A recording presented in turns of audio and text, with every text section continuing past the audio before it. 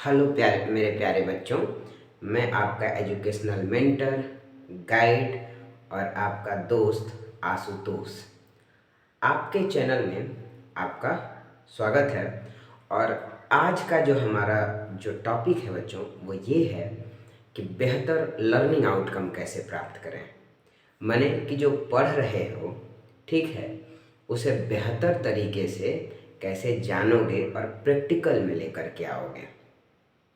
ठीक है, यानी कि अगर आपने मान लो कि आ, आग बुझाना सीखा, ठीक है, पढ़ा कि आग कैसे बुझाते हैं, ठीक है, तो उसके लिए आपने सीखा कि फायर एक्सटिंग्विशर का यूज़ करते हैं। और मान लो कि अचानक आग लगी और फायर एक्सटिंग्विशर बगल में रखा हुआ है और दौड़ करके आप भाग के जाते हो, बाल्टी से पानी ला करके फेंकते हो, ठीक है। तो क्या आपने उसको पढ़ा? तो ये होता है प्रैक्टिकल में किसी चीज़ को पढ़ना, ठीक है। तो आज की क्लास में मतलब आम तौर पर जब बच्चे मुझसे मिलते हैं, ठीक है, तो वो ये कहते हैं कि सर मैं बहुत पढ़ता हूँ, मैं वीडियो देखता हूँ, सीख के आता हूँ, और जब परीक्षा में लिखता हूँ, एग्ज़ाम में लिखता हूँ तो नंबर मिलता ही नहीं है। ऐसा क्यों होता है? बेटा पता है ऐसा क्यों होता है? क्योंकि आपका आंसर जो होता है ना, अगर उसने पूछा कि व्हाट इज़ डिजास्टर मैनेजमेंट, ठीक है, डिजास्टर मैनेजमेंट क्या है, तो आप लिखते हो disaster management is disaster management because disaster is very hazardous and we have to protect from disaster. क्या है ये उत्तर है, ये आंसर है।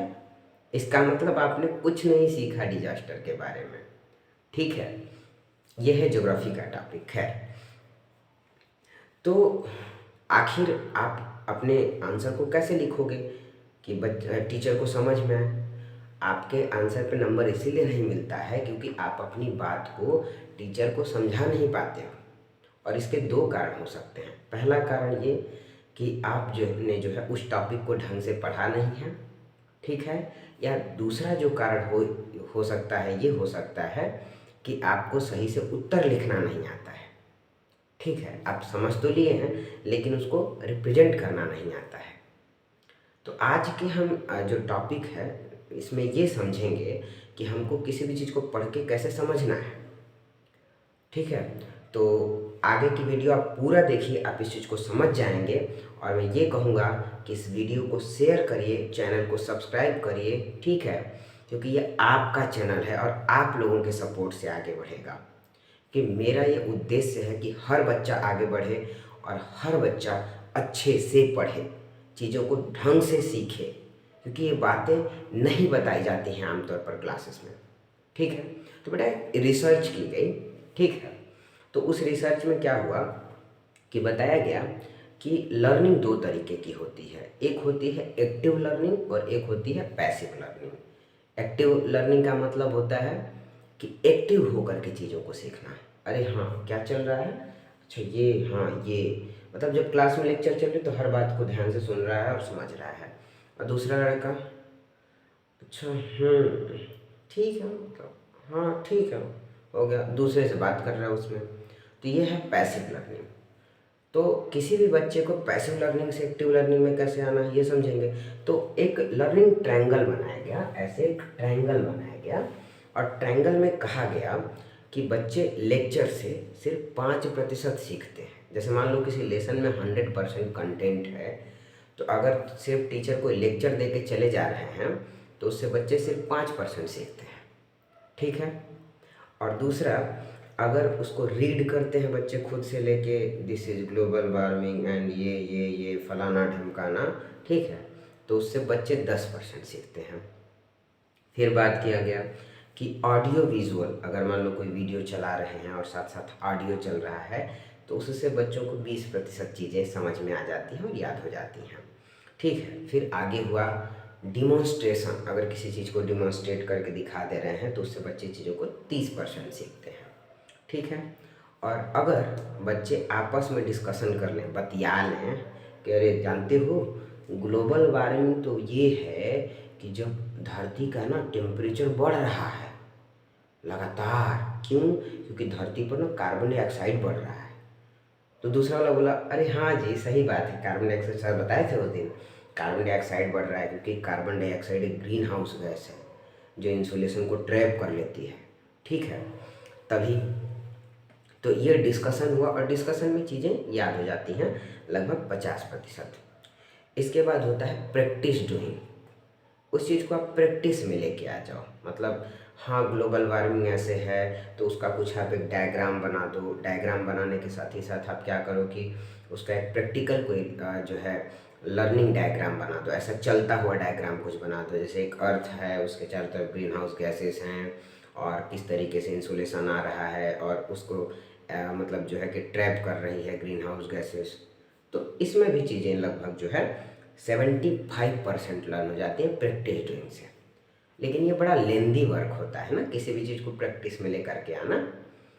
लेकिन जो आखिरी बात उन्होंने बताई ना उस मतलब डायग्राम में, उसमें ये कहा गया कि 90% चीज़ों को आप सीखते हो किसी दूसरे को पढ़ाने से, ठीक है। कि मतलब अगर आप किसी टॉपिक है कोई, आपने जैसे ग्लोबल वार्मिंग ही पढ़ा, या सपोज आपने ग्लोबल वार्मिंग ना पढ़ के कुछ भी एक टॉपिक अपने फिजिक्स से ही हीट को आपने पढ़ा, उसमें आप कंडेंसेशन पढ़ रहे हैं, इवेपोरेशन पढ़ रहे हैं, साथ ही साथ प्रेसिपिटेशन पढ़ रहे हैं, या फिर आप जो है उसमें क्या बोलते हैं कन्वेक्शन पढ़ रहे हैं, ठीक है। कुल मिला के हीट का ट्रांसफ़र कैसे होता है इसको पढ़ रहे हैं। तो अगर आपने इसको पढ़ने के बाद में दूसरे को पढ़ाया, तो पढ़ाते समय ना आप एक्टिव होते हो, तो उस समय आप ज़्यादा सीखते हो, ठीक है। अब आज हम ये समझेंगे कि इस मेथड को आप हर बच्चा कैसे प्रयोग में लेकर के आएगा, क्योंकि सबसे तो कोई पढ़ना नहीं चाहता है। कि क्लास में एक बच्चा होता है ऐसे बैठा रहता है, अच्छा अच्छा ये पढ़ाया गया, तो उससे कौन पढ़ना चाहेगा, ठीक है। तो जी बेटा आपको ही पढ़ाना पड़ेगा। तो आपके घर पे छोटे छोटे बच्चे होंगे, उनको जाके पढ़ाओ यार। सुस्त रहने से कुछ हुआ है आज तक दुनिया में? सुस्त नहीं होना है, क्योंकि पढ़ना ज़रूरी है, सीखना ज़रूरी है। अगर आपको कुछ भी करना है ना तो पढ़ना है। जरूरी नहीं कि सिर्फ आईएएस बनना है तो पढ़ना है, सिर्फ आईआईटी क्लियर करना है तो पढ़ना है। अगर आपको एक अच्छा इंसान बनना है, दुनिया में समझदार बन के रहना है। देखते हो कुछ घरों में झगड़े होते हैं, आम तौर पर कलह होती है, उसके पीछे कारण है समझदारी नहीं है। और समझदारी ना होने के पीछे सबसे बड़ा कारण है कि बच्चे पढ़ते नहीं हैं, आप पढ़ते नहीं हैं, ठीक है। तो क्या करना है आपको बेटा कि अब आते हैं क्लास में। तो जब क्लास में टीचर पढ़ा रहे हैं, ठीक है, तो आपको क्या करना है कि जिस भी तरीके से आप लेक्चर सुन रहे हैं, मान लो क्लास में टीचर पढ़ा रहे हैं या फिर आप वीडियो ही देख रहे हैं आमतौर पर, ठीक है। तो उस समय आपको ना सिस्टमेटिक हियरिंग करनी है। सिस्टमेटिक हियरिंग का मतलब होता है आप क्या करिए कि एक कॉपी ले लीजिए और नोट्स बनाना शुरू करिए। जो भी टीचर बोल रहे हैं उसको आप लिखना शुरू करिए। तो जब आप सुन करके लिखते हो तो उस समय आप एक्टिव रहते हो।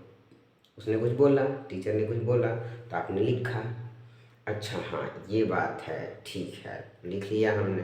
जैसे मान लो कि टीचर वही पढ़ा रहे थे, कंडेंसेशन ही पढ़ा रहे थे, ठीक है, या कंडक्शन ही पढ़ा रहे थे। तो उन्होंने कहा कि देखो बेटा ये मैंने एक आयरन रॉड है, इसको यहाँ से हीट किया तो इसका एक मतलब मॉलिक्यूल हीट होकर दूसरे को ट्रांसफ़र किया, दूसरा इसको ट्रांसफ़र किया और इस तरीके से कंडक्शन हुआ, ठीक है, हीट का ट्रांसफ़र हुआ। तो आप सुन रहे थे और साथ में आपने क्या किया, एक छोटा सा रॉड बना दिया, वहाँ हीट लिख दिया और गर्म करके उसको ट्रांसफ़र करने लगे।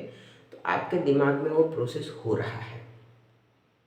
दूसरा बच्चा सिर्फ लेक्चर को सुनता है और उसकी कैसी हियरिंग होती है पता है? Heuristic hearing. अब ये ह्यूरिस्टिक हियरिंग क्या है? मतलब ये है कि जो भी आता है आने दो, आने दो, अपन को क्या है, आने दो आने दो। कैसे सुनना? मतलब मैं पढ़ा रहा हूँ, CO2 कार्बन डाइऑक्साइड एक ग्रीन हाउस गैस है, इंसुलेशन को एब्जॉर्ब करती है। मैं कितना भी चिल्लाऊं, बच्चा क्या बोल रहे हैं, अच्छा ग्रीन हाउस गैस, वही जो ग्रीन ग्रीन होता होगा, हरा हरा। फिर सुनते सुनते ना मतलब एक तरफ टीचर पढ़ा रहे हैं और उसका दिमाग चला गया ग्रीन हाउस गैस की मैं बात कर रहा था और उसका दिमाग चल गया ग्रीन रजाई पर। ओह यार ठंडी लग रही है, काश की सो रहे होते ना रजाई में तो बड़ा मज़ा आता। ये क्या मतलब बकवास पढ़ाया जा रहा है यार। रजाई में सोए होते, मज़ा आता। ठीक है, तो जी नहीं, ऐसे नहीं होगा बेटा, आपको सिस्टमेटिक हियरिंग करनी पड़ेगी। जैसे एग्जांपल ही दे दे रहा हूँ, वही ग्लोबल वार्मिंग का एग्जांपल देता हूँ मैं, क्योंकि मैं एक ज्योग्राफर हूँ और एक ज्योग्राफी टीचर भी हूँ। तो जैसे ज्योग्राफी में ही आप ग्लोबल वार्मिंग को ही पढ़ रहे हो, समझ रहे हो, तो आप ना पूछना भी शुरू करो टीचर से कि सर क्या है ग्लोबल वार्मिंग, एक बार फिर से बताइए सर, कहाँ होती है ग्लोबल वार्मिंग सर, अगर ग्लोबल वार्मिंग हो रही है तो इसके प्रभाव क्या हैं, क्यों हो रही है ग्लोबल वार्मिंग। तो जब वाट, व्हेन, वेयर, वाई ये क्वेश्चन पूछ रहे हो तो उस समय आप सिस्टमेटिक प्रोसेसिंग में हो, ह्यूरिस्टिक प्रोसेसिंग में नहीं हो, यानी कि आपका दिमाग काम कर रहा है। ये नहीं कि आप बस बैठे हुए हो और टीचर को देख करके, कुछ बच्चे क्या करते हैं, टीचर को देखते रहते हैं बस, yes sir, yes sir, yes sir, और उसको खड़ा कर, ग्रीन हाउस गैस क्या है सर, ग्रीन हाउस गैस मतलब अब टीचर बुला के तो सुन रहा था, कुछ बता नहीं पाया। रीज़न क्या है कि वो ह्यूरिस्टिक हियरिंग कर रहा था, वो क्लास पे ध्यान नहीं दे रहा था। तो बेटा आप फोकस्ड रहिए, जब आप ध्यान देंगे, लिखेंगे ना, समझेंगे ना, अपने दिमाग को घुमाते रहेंगे ना, उसका यूज करो यार। सुस्त क्यों बैठा है उस दिमाग को, बात नहीं करना है एक दूसरे से क्लास में, ठीक है, तब चीज़ें समझ में आएंगी। अच्छा, तो वही चीज़ है कि ये सारी चीज़ें आपको पूछना है। तो इसका आप प्रैक्टिकल कर सकते हैं, आप कोई अर्थ बना करके उसके चारों तरफ वही गैसेस वगैरह लगा करके देख सकते हैं कि हाँ, कार्बन डाइऑक्साइड एक ग्रीन हाउस गैस है, मीथेन एक ग्रीन हाउस गैस है, ठीक है, या नाइट्रस ऑक्साइड एक ग्रीन हाउस गैस है। तो जब आप एक प्रैक्टिकल बना देंगे तो इससे भी समझ जाएंगे। और दूसरा तरीका है, अपने किसी बगल वाले दोस्त को पढ़ा दो, अपने एक दोस्त को पढ़ा दो, तो जब पढ़ा दोगे उससे भी समझ में आ जाएगा। आखिरी बात, ये सब अगर आप पढ़ लिए, सिस्टमेटिक हियरिंग कर लिए, अपने दोस्त को पढ़ा दिए उसी चीज़ को, तो आपको चीज़ें याद हो गई। पढ़ाने से क्यों याद हो जाता है, पढ़ाने से बेटा इसलिए याद होता है ना, क्योंकि पढ़ाते समय आप कुछ और नहीं सोचते हो। आप हलवाई की दुकान पर बिकने वाले समोसे के बारे में नहीं सोचते हो, आप सिर्फ यही सोचते हो कि इस कॉन्सेप्ट को मैं कितनी बेहतर तरीके से बता दूं, और किसी को बेहतर तरीके से बताने के लिए खुद भी उसको बेहतर तरीके से समझना पड़ता है। तो आप बताओगे तो समझ जाओगे, ठीक है। अब बात आई कि आखिर परीक्षा में इसको हम कैसे लिखेंगे।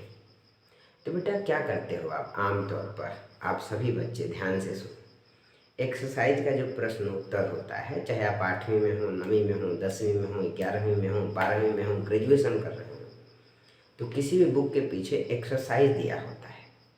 एक्सरसाइज का मतलब क्या होता है, कसरत करना, मसल कॉन्ट्रैक्शन करना, ठीक है। तो यहाँ भी वही है, आपने जो पढ़ा उसी से तो क्वेश्चन पूछा गया है, तो उसको टीचर को बताने की क्या ज़रूरत है। आप खुद फिर एक बार बुक पढ़िए, और बुक पढ़ने के बाद हर क्वेश्चन का आंसर खुद से लिखिए, और उसके बाद मिलाइए कि आपने आंसर जो लिखा है वो ठीक है, सही है, लिखने लायक भी है, और मिलाइए फिर एक ऑथेंटिक आंसर से, एक दूसरे आंसर से, और फिर मिलाने के बाद अच्छा हाँ, फिर एक बार और लिखिए, एक बार और लिखिए। तो 2-3 बार जब आप आंसर लिखते हो ना बेटा, तो समझ में आ जाता है कि अरे हाँ। और उसके बाद ना, जब आप ऐसे ही करते करते 50, 100, 200, 300 आंसर लिख डालते हो अपने तरीके से, तो आपको कभी भी एग्जाम में कितना भी कठिन क्वेश्चन आ जाए उसका आंसर लिख ले जाओगे, ठीक है। तो आज की वीडियो इतनी ही, और आज आप सभी बच्चों का एक टास्क है कि आप एक लेसन को अच्छे से पढ़ोगे, और किसी भी अपने दोस्त को या छोटे बच्चे को ही उस चीज़ को पढ़ाओगे, पढ़ाने की कोशिश करोगे। अगर नहीं पढ़ने की कोशिश कर रहे हैं ना, तो कोई 5 साल के बच्चे को बैठा लो, बेटा ये होती है ग्लोबल वार्मिंग, ये होता है क्लाउड बर्स्ट, ठीक है, या जो भी आपने पढ़ा, मैथ्स ही पढ़ लिया, ठीक है, कुछ नहीं तो खुद को ही पढ़ाओ बैठ के। अरे सुनो, जानते हो आशुतोष, जैसे मेरा नाम है, या जानते हो जो भी आपका नाम है, ये ना ऐसे होता है, तो उसमें आप एक्टिव होते हो, ठीक है। अच्छा, और अंत में एक जो है हम इस कोट से, या फिर जॉन डेवी का एक कोट है, एजुकेशनल कोट है। जॉन डेवी एक बहुत अच्छे एजुकेशनल फिलोसफर रहे हैं, तो उनके कोट से इस बात को हम समाप्त करेंगे। Education is not an affair of telling and being told, but an active and constructive process. कुल मिला के शिक्षा कहने और बताने का मामला नहीं है, कहना और बताना नहीं है शिक्षा, बल्कि एक सक्रिय और रचनात्मक प्रक्रिया है जो हमेशा चलती रहती है और एक व्यक्ति का निर्माण करती है। तो अगर आपको इस देश का एक अच्छा नागरिक बनना है, एक अच्छा व्यक्ति बनना है, एक अच्छा राजनेता बनना है, एक अच्छा विधायक बनना है, एक अच्छा एमपी बनना है, एमएलए बनना, कुछ भी यार, एमपी एमएलए वही बात, ठीक है, विधायक या एमएलए बात एक ही है। तो आपको पढ़ना है। अगर आपको एक बिजनेसमैन बनना है तो भी पढ़ना है। बस डिग्री ना हो अलग बात है, आपके पास एमबीए की डिग्री ना हो अलग बात है, लेकिन एमबीए के बराबर का ज्ञान होना चाहिए। तो आज की वीडियो इतनी ही। चैनल को सब्सक्राइब करो, ठीक है, शेयर करो और वीडियो को लाइक करो ताकि इसकी रीच बढ़े, ठीक है। थैंक यू बेटा, हैव अ नाइस डे। इस वीडियो को पूरा देखिएगा।